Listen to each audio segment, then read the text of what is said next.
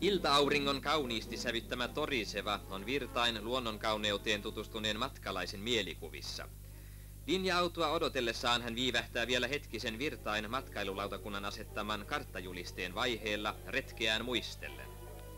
Kuulua runoilijan tietä on retkeilijä matkannut laivalla virroille.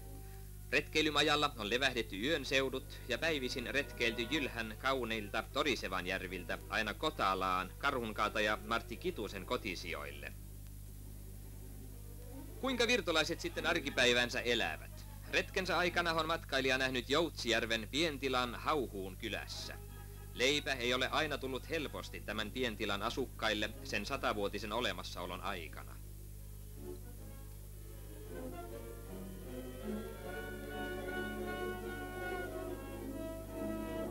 Uudempaa aikaa edustaa Savilahden vaurastalo Vaskiveden rannalla.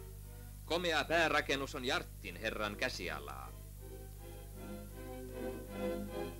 Maamme talonpoikaiskulttuurin vaalimista osoittaa talon avarassa tuvassa oleva arvokkain maalauksin koristeltu kaappi. Talon emäntä ei jouda ajattelemaan 8 tunnin työaikaa. Karjanhoito vaatii suuren osan emännän ajasta. Aittapolku on hänelle yhtä tuttu kuin monille edeltäjilleenkin.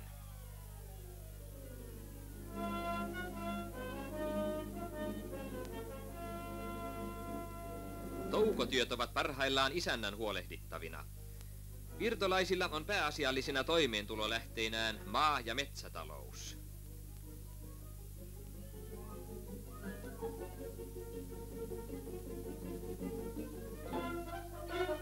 Keskisoinin mahtava kaksikerroksinen tuparakennus sijaitsee Soinin kylässä, kertoen eteläpohjalaisesta vaikutuksesta vanhempaan rakennustapaan. Svante Poukan talo Vaskivedellä on ollut saman suvun hallussa 1600-luvun alusta lähtien. Niutasen talon emäntä hääräilee ajanmukaisessa keittiössään. Karjalaisisäntä Matti Niutanen on monen heimoveljansa kanssa kotiutunut miellyttävään ympäristöön lähelle Killinkosken tehdaskylää. Talo on tehty nykyajan vaatimuksia vastaavasti käytännölliseksi sekä sisältä että ulkoa. Hyvin näkyvät pellot kasvavan. Hauskaa on pistellä seipäille tuoreen tuoksuista apilaa.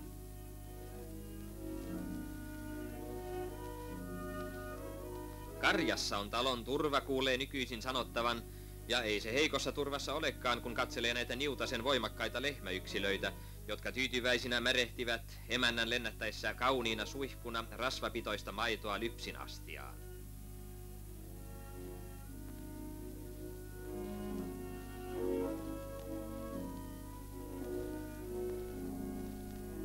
Järvirikkaassa pitäjässä on kalastus säilyttänyt vielä vanhoja tottumuksiaan. Niinpä on jokunen nuottakuntakin vielä jäljellä. Ohtolan kylän jämerät kalamiehet vetävät muikkunuottaa Toisveden ilta-auringon kultaamalla selällä.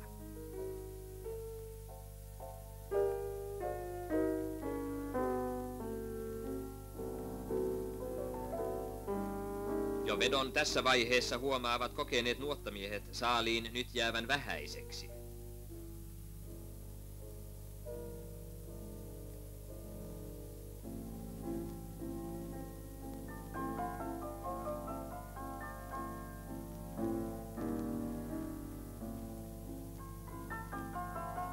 Pojat ovat onkivapoineen työssä, varmistaen ainakin soppakalat, jos vesiperä sattuisi tulemaan. Ja Ikkalan kylän laskeva aurinko hopeoi Toisveden kauniisti kuin antaen korvauksen pienestä saaliista.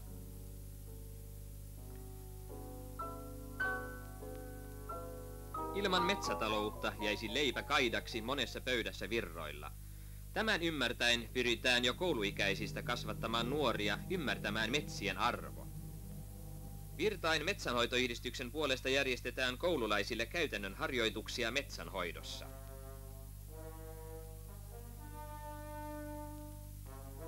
Leimauskilpailuja järjestetään sekä opettajille että oppilaille. Näin opitaan tuntemaan puun kasvun eri vaiheet.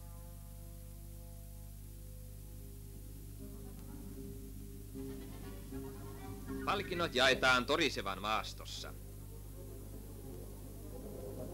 Kilpailunomaisesti käy metsämieheltäkin hänen jokapäiväinen työnsä. Paperipuu poikineen kuoriutuu riuskassa tahdissa.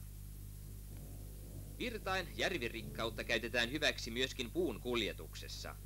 Useita kymmeniä kilometriä kulkevat tukit koskia pitkin.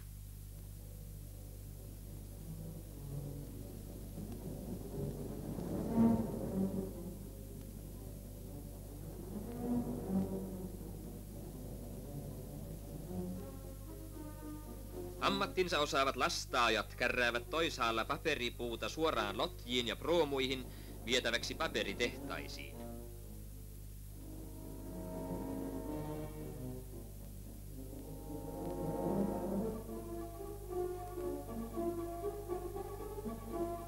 Metsäyhtiöiden ja kunnan valmistamat hyvät metsätiet tekevät mahdollisiksi myöskin maitse tapahtuvan alkukuljetuksen, joka jatkuu vesiteitse tehtaisiin ja sahoille.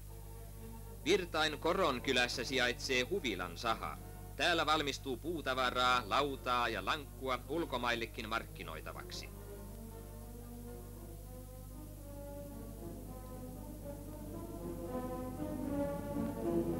Virtain pitäjässä osataan oikein arvostaa järkiperäisen metsätalouden hyöty koko laajan kunnan asujamistolle. Metsien vihreä varallisuus luo edellytykset kunnan asukkaiden omatoimiseen kehitykseen myös teollisuuden ja kaupan alalla.